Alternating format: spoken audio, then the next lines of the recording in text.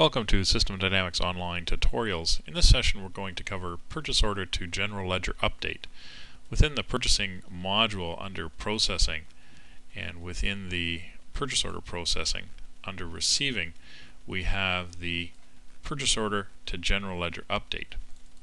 What this application does is, from a purchasing perspective, it takes all of the purchase orders and receipt activity that have occurred within the module for the given transaction dates and actually posts them to the general ledger. The application is presented to you asking for an update date, of which will default to the current system date, and this will automatically trigger the system to figure out that, according to that system date, what period in the general ledger that the particular date falls into. If I wish to put it into a different period, that is no problem other than the system date. The system will automatically calculate the date that I put in and figure out the period that these transactions are going to be posted to. Note that that period must be open or else the system will tell you that it is a closed period. So I'll simply re-accept the system date and I'm defaulting all of these transactions into period 1. The system will display the beginning period date and the ending period date. The warehouse that I wish to close all the or update all the purchase orders to or from, I simply can key in the warehouse code, or as always, if I don't know the warehouse, I can actually use the list of values and pull up a list of all valid warehouses and actually choose it that way.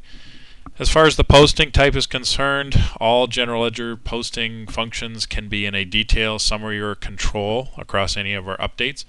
Detail posting will be a one-for-one against the account.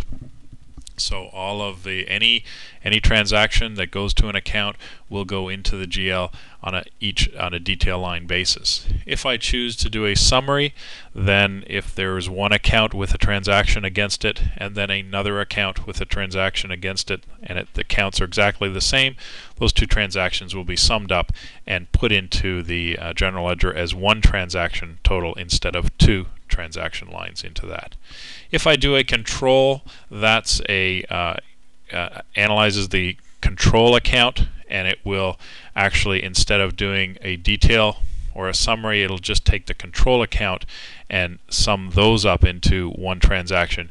Instead of seeing a lot of postings going in the case of detail, where we have each line going in individually and then the offset going to a control account, this will lump everything up and sum at the control account level the general ledger transactions.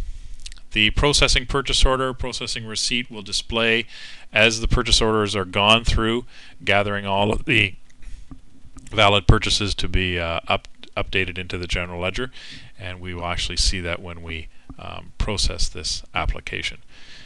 The default, as far as posting type, we will set to detail, and we simply execute this, and our standard batch online will appear, and we'll run this to screen, and we see the as it went by there, the actual purchase orders and the receipts being updated into the general ledger.